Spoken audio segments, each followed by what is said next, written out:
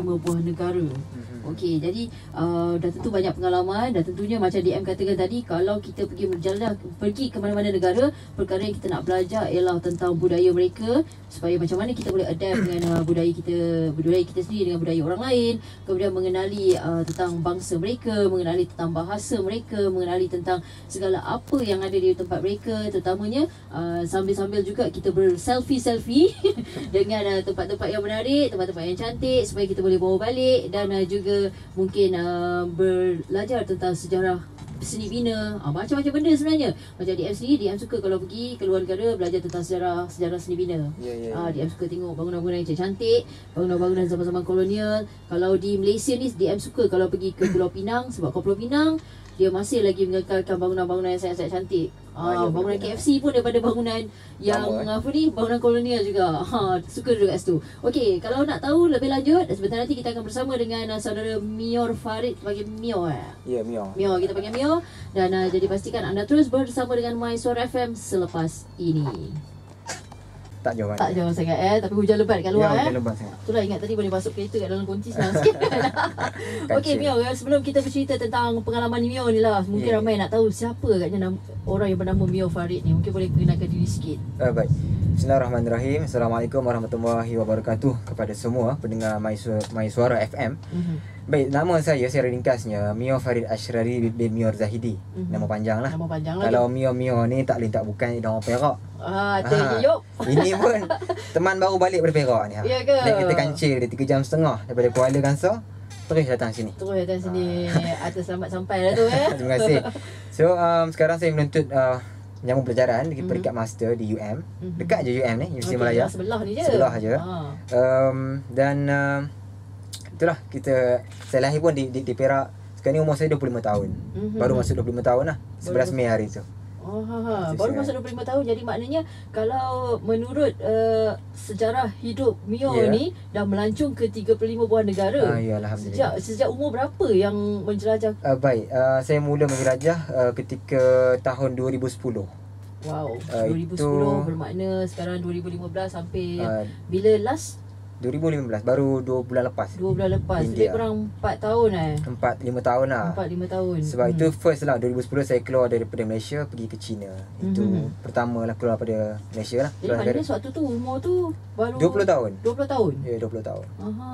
Okey, jadi apa sebenarnya yang menyebabkan Mio rasa nak buat sebab kita tahu budaya masyarakat Malaysia ni bukan jenis yang pergi menjelajah macam kita. Kalau mereka yang berada di negara-negara Eropah di sana, kita tahu mereka bila anak-anak ni diberikan allowance memang untuk keluar berjalan-jalan. Kat Malaysia kita bukan budaya sebegitu. Jadi macam mana agaknya yang memberikan inspirasi ataupun pengaruh kepada Mio untuk membuat demikian?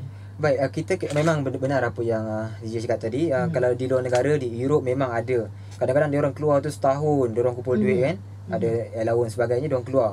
Tapi di Malaysia juga ada sebenarnya, ada grup-grup yang jenis kaki backpackers ni. Memang ramai sebenarnya.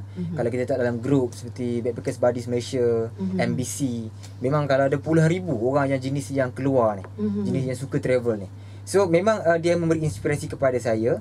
Sebab saya pun memang minat travel. Sebab sebelum-sebelum ni kita pun tak jangka kan, sebab kita nak travel ni memerlukan bajet yang besar. Dan kita sangkakan orang-orang kaya je yang boleh keluar. Hakikatnya tak kan. Kadang-kadang kita tengok, kadang bajet yang sikit tu kita dah boleh keluar negara dah. Itu yang kita nak cuba ubah. Kita nak bagi pendedahan kepada masyarakat supaya keluar pada Malaysia ini, lihat budaya orang, lihat negara orang lain dalam kadar ataupun kos yang murah. Itu yang kita sebutkan backpackers punya style tu. Dan kalau saya, memang saya nak keluar sebab kita nak tahu budaya orang macam mana. Dan alhamdulillah sebab saya duduk universiti, UM ada 3 negara yang UM support saya. Itu saya kata, yang negara pertama tu China. Itu memang under UM. UM hantar ada 10 orang pergi ke China untuk dia orang buat MOU. Macam Universiti Malaya dengan universiti sana. So saya antara yang terpilih untuk join sekali. Kemudian negara kedua saya pergi ke Mesir. Mesir ini untuk belajar bahasa Arab. Itu pun masih lagi dibiayai oleh UM support. Dan yang ketiga ke Korea. Dia ketika itu pertukaran pelajar exchange program. Dia tentu belajar bahasa Korea dan mengenai politik Asia. So itu semua under UM. Dan itulah kita kata mood tu, dia bila dah Bila dia dah ada betul feel. itu dia feel nak berjalan Itu yang kan. bila fikir seronok jalan keluar ni, Kan? so kita plan untuk jalan sendiri. Pergilah yang dekat-dekat ni, sebelah jiran kita, Singapura, Indonesia, Thailand, Brunei, itu kita pergi plan sendiri. Okey. Itu. Jadi itu permulaan Ya, itu permulaan cerita ni. bagaimana dia mula meminati Ya. aktiviti backpackers ni. Kat kaki ada tek lalat tak? Oh tak ada. Orang cakap kalau kat kaki ada tek lalat kau jalan tau. Dia memang cita-cita saya kecil dulu memang jadi pilot lah. Memang ada jadi pilot. Memang cita-cita kan, tak ada cita-cita lain dah, cuma jadi pilot je. Sebab boleh naik kapal terbang kan. Tapi itu sekarang ni tak Sekarang ni mampu naik kapal terbang juga. Kita jadi penumpang pada pilot je lah. Penumpang kapal terbang pun boleh juga. Jadilah. Tapi betul dia dulu pun ada cita jadi pilot juga. Berangan juga kena duduk atas katil, pegang steering, konon-konon kan. Okey, lepas ni kita nak tahu lebih lagi daripada Mio ni. Manakah negara pertama yang dia pergi secara bersendirian? Selepas ini bersama dengan My Suara FM. Cerita tentang kisahnya menjelajah ke 35 buah negara. Tapi sebelum kita ke 35 tu, nak cerita 35, 1 jam dia memang tak cukup tau. Tapi kita nak tahulah negara pertama yang Mio pergi sendiri, yang ini yang bukan ada UM seperti yang Mio ceritakan tadi. Ya. Cerita sikit. Baik, kalau pergi sendiri dia ada dua makna lah. Maknanya kita yang uruskan sendiri dan kita memang pergi sendiri secara solo. Nak mana? Solo ke uruskan sendiri? Yang uruskan sendiri atau solo ada perbezaan ke di antara Ada. keduanya? Kalau uruskan sendiri tu maknanya saya ajak kawan-kawan. Okey. Pergi dengan kawan-kawan lah. Okey, kita cerita Tapi yang solo saya lah. yang handle. Baik, kalau solo yang pertama saya pergi ke Thailand. Ketika itu saya tak pasti tahun bila, tapi saya pergi seorang. Saya naik bas daripada Peduraya ke Hat Nyai. Guna Hat Nyai naik van pergi ke Patani. Patani ada universiti situ dan ada student kat situ UM. So di UM yang tengah buat exchange program. Saya stay Patani 5 hari. Kemudian saya daripada Hat Nyai, saya patah balik ke Hat Nyai, kemudian naik train pergi ke Bangkok. Bangkok mana kita memang saya seorang lah. Daripada Hat Nyai ke Bangkok 19 jam dalam train. Dalam train 19 jam. Saya 10 ambil jam yang- duduk dalam train pun rasa sakit kepala dah. Ambil ekonomi. Dia yang hebatnya Thailand ni sebab dia bagi pengangkutan percuma untuk rakyat dia. Tapi Faham. ekonomi lah. Okey. Saya dapat percuma pada awalnya sebab saya guna ada kawan Thailand yang saya baru kenal situ. Dia atas stand dia lah. Maknanya okey. tiba-tiba saya dalam train kantor saya pula. Dalam train kata kena bayar lah tu kan. Kena bayar on the okey, spot. okey. Tapi tak mahal lah, RM25 tu. 250 baht. So okey lah. So itu yang pertama lah. Memang saya cadangnya nak ke Bangkok tu dalam 5 jam je. Sampai Bangkok pusing-pusing je tu patah balik lah. Hanya 19 jam balik. Tapi nak jadikan kisah, ada pula jumpa kenalan baru dalam train tu. Dia ajak sembang-sembang kan. Dia pun student dekat Bangkok. Orang Islam lah. Dan dia so stay ke rumah dia. Dia punya bilik. So last jadi 3 hari pula. Daripada 5 jam jadi 3 hari kat Bangkok. Sampai 5 jam 3 hari kat Sampai Bangkok ketika tu duit dah habis dah. Bajet kita Okey. kita jenis backpacker memang lagi sediakan bajet bajet kita yang squeeze kan. dan terpaksa pinjam duit diorang bagi. Tu yang menarik tu. Itu satu benda yang menarik. Bila kita menjelajah ke negara orang, kadang-kadang kita tak sangka orang luar ni baik tau sebenarnya. Mereka ni kita tak tahu macam kadang-kadang bila orang luar cakap dengan DM kan, bila jumpa, you are so kind. Kadang kita fikir, aku ni tak adalah baik sangat. Tapi apa orang cakap aku baik? Betul. Kan? Tapi itulah sebenarnya yang berlaku. Okey, kenapa memilih Thailand sebagai lokasi yang pertama? Sebab saya tentu bajet lah. Sebab memang kita ketika itu memang dah niat rasa nak seronok sangat keluar ni. So kita fikir-fikir bajet apa yang agak murah. Dan saya lihat Thailand antara yang murah untuk kita cuba jalan sendirian. Okey. Tak nak lah kita terus-terus pergi jauh kan. So kita try yang dekat dulu. Sebab tu kalau backpackers yang mana-mana yang tanya pendapat saya, mana nak mula dulu, saya kata mula dulu yang dekat. Kalau boleh Singapura, just pergi Singapura dulu. Kalau Thailand, pergi Thailand. Maknanya ini yang boleh kita pergi dengan bas ataupun dengan kenderaan. Dengan bajet yang kecil kan. Dengan kira pengangkutan darat lah senang. So kita bukan apa, kita nak rasa dulu bagaimana guna duit mata wang lain, lihat budaya lain, bahasa lain. Itu kita kena keluar. Tu yang paling dekat Singapura, Indonesia ataupun Thailand ataupun Brunei. Itu yang dekat lah. So saya memilih Thailand ketika itu untuk yang pertama. Saya keluar sendiri supaya saya dapat dulu mood bagaimanakah keberanian yang saya boleh cipta lah sendiri. So 8 hari lah, 8 hari saya pergi 8 Thailand. hari di sana seterusnya. Okey, ni nak bercakap tentang keberanian ni sebenarnya satu benda yang besar juga sebab selalunya keberanian ni lah yang mendorong kita untuk buat ataupun tidak buat. Okey, tapi mungkin juga ada faktor-faktor lain yang menyebabkan Mio rasa aku kena buat. Okey, tapi tak apa, kejap lagi kita akan tanya Mio apa faktor-faktor tersebut. Okay. selain daripada keberanian untuk keluar ni, mungkin ada faktor-faktor lain yang menyebabkan kita rasa macam kita harus keluar untuk orang kata backpacker secara berseorangan ataupun bersama dengan kawan-kawan. Mungkin ada benda-benda lain yang boleh Mio kongsikan selain daripada itu. Baik, selain daripada keberanian, saya berpegang kepada dua faktor utamalah kenapa saya keluar. Pertamanya berkaitan dengan niat dan minat. Inilah dua ni yang saya tekankan. Niat kita apa untuk keluar? Kalau niat kita untuk seronok, maka kita dapat seronoknya. Tapi kalau kita keluar untuk dapat ibrah, pengajaran, penghayatan, ataupun kita dekatkan diri kepada pencipta, maka kita akan dapat benda tu. Itu yang best tu. So kalau kita niat benda boleh jadi ibadah kan, benda yang sebabkan niat tu. Kalau niat kita kerana Allah, kita jadi ibadah. So secara egois kita keluar musafir, keluar mengembara tu dapat pahala pula. Kan itu maknanya income lain lah. Maknanya yang keduanya minat. Minat ini saya selalu kata kat orang, kenapa ada orang yang minat dia pada motor, bagi contoh mungkin mahasiswa yang minat pada motor, dia boleh beli motor yang mahal sampai 6,000 FZ sebagai contoh, sampai 6,000. Kemudian bila dapat motor itu, sebabkan minat dia, dia sanggup lagi laburkan duit dia untuk cantikkan motor, tukar sport rail sebagainya. Padahal dah cantik lah, tapi sebabkan minat tu, dia laburkan duit dia untuk itu. Itu yang kita nak tanya tu, kenapa. Kerana sama juga macam perempuan, saya ada dapat cerita sampai beli tudung RM1,000. RM1,000 tudung bukan harga tudung tu, tapi dia kumpul tudung. Macam-macam tudung. Saya duk fikir, kenapa sampai begitu sekali Maknanya terlibatkan minat. Itu kita tak boleh nak persoalkan lah, memang minat dia orang begitu. Macam juga minat biasanya minat backpackers ni, dia nak keluar, dia nak mengembara dengan dana yang kecil, dengan dana yang kecil. Maknanya minat dia orang, dia akan berusaha ke arah itu. Dan sekaligus bila ada niat dan minat ini, dia akan laluilah apa yang dia telah rancangkan dengan keberanian yang dia alami sendiri. Itu permulaan. Itu bila kita cakap tentang soal keberanian. Selepas ni kita nak cakap berkenaan dengan selalunya kalau orang cakap orang datang ke Malaysia ni, tak ada pun yang cakap yang belajar bahasa Malaysia. Tapi bila kita pergi luar negara, orang kata kita kena belajar bahasa mereka. Ini kita nak tahu juga pendapat daripada Mio berkenaan hal ni. Wajib ke kita nak belajar tentang bahasa-bahasa lain setiap kali kita pergi ke luar negara? Kejap lagi kita kongsikan bersama dengan anda. Ni 2.45 minit petang, kita masih lagi bersama dengan Mior.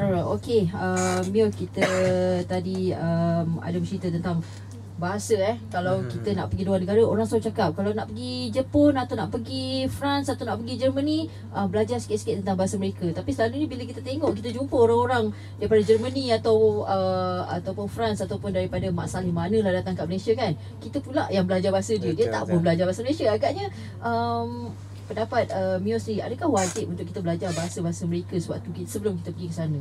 Dia satu kelebihan kalau kita boleh mahir dalam bahasa dia orang. Dia satu kelebihan sebab dengan bahasa itu kita boleh pergi lebih jauh lah. Maknanya kita tak akan mudah ditipu sebagainya. Maknanya ada kelebihan dia. Cumanya untuk mempelajari satu bahasa tu bukannya mudah lah. Ya, betul. Dan sebab tu kalau kita, memang ada orang-orang luar yang datang sini, kadang dia orang duduk setahun. Maknanya setahun tu mungkin takkanlah bahasa kita yang mudah ni tak boleh nak faham sikit kan. Tu kita tanya. Tapi kalau kita just travel dalam seminggu, 2 minggu, maksudnya tak perlu ke, mungkin just basic lah. Just tanya berapa harga. Masalah juga tu kalau kita tanya berapa harga. Kalau kita tanya berapa harga, dia jawab dalam bahasa dia, dan tak faham kan. Buka kamus lah. Saya pernah kata dekat Thailand, saya macam nak cakap bahasa Thailand, kata kibat, berapa harga, berapa baht. Bila dia jawab dalam bahasa Thailand, saya tak faham. Lepas tu saya kata kita tukar English. So cumanya yang penting bahasa Inggeris tu kena mahir lah.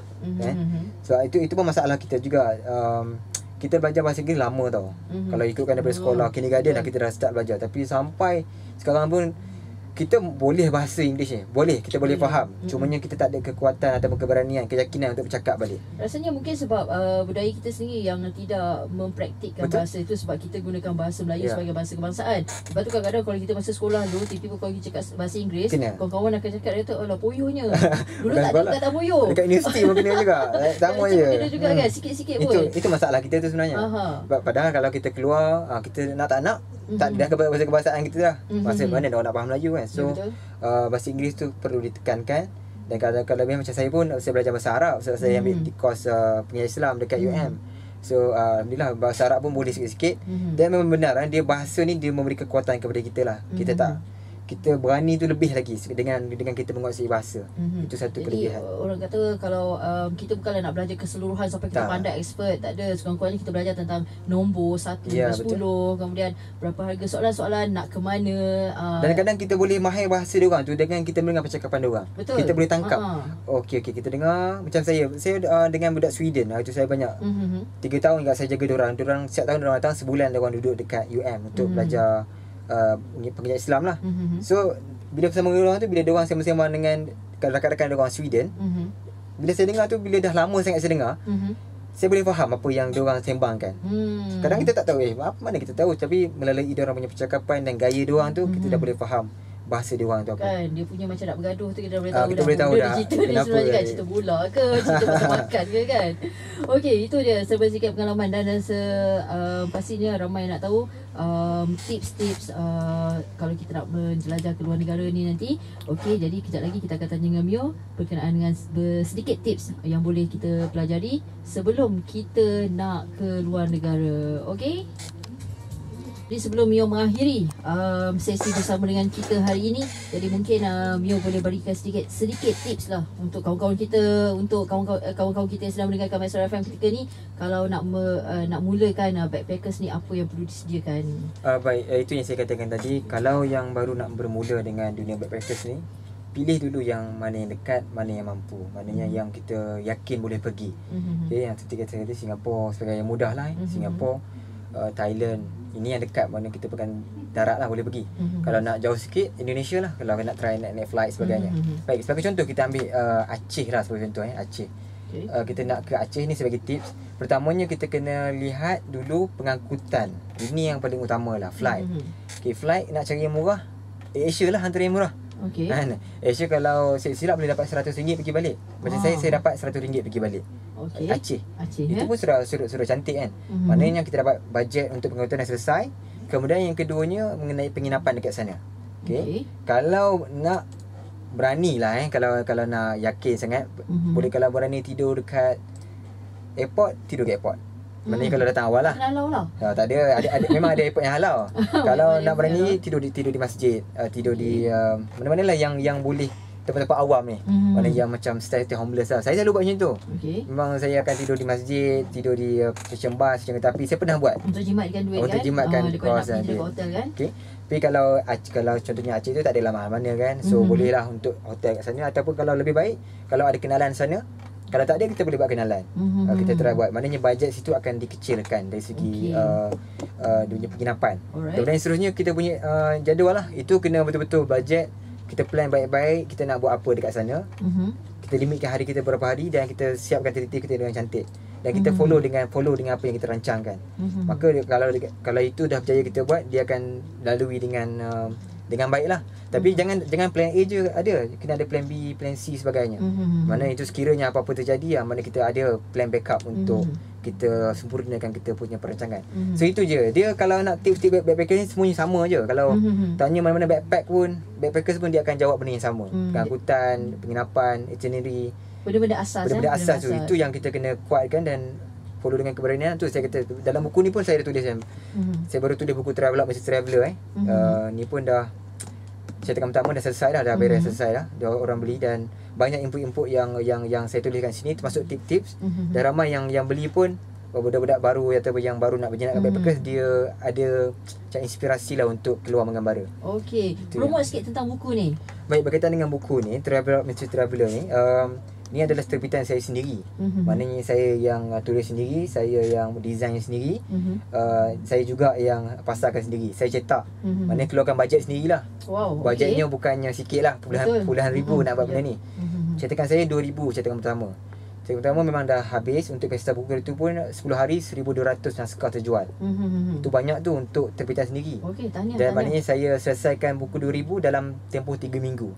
Maknanya ni dah sebulan lah. Hari ni genap sebulan buku ni dapat di tengah pembaca dan sekarang ni dalam proses cetakan kedua. 3,000 pula lagi cetakan. So itulah gambaran buku ini. Kenapa orang beli? Sebab ada sesuatu. Kalau bukan senang nak tulis buku bagi orang baca. Bukan mudah lah. Maknanya mesti ada sesuatu orang nak sangat beli.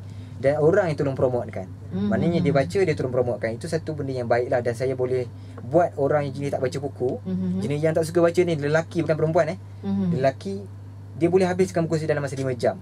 Itu bukan jenis yang baca buku punya orang. Dia bukan baca buku. Dia mengaku. Maknanya ada something lah buku ni menyebabkan orang. Target saya nak, sebab kita menulis ni, pesan Syekh Ramadan Al-Buti, dia kata kalau peluru kita tembak, dia mampu tembus satu kepala je. Maknanya dia tak boleh kepala kedua, tak boleh dah, satu peluru je kan.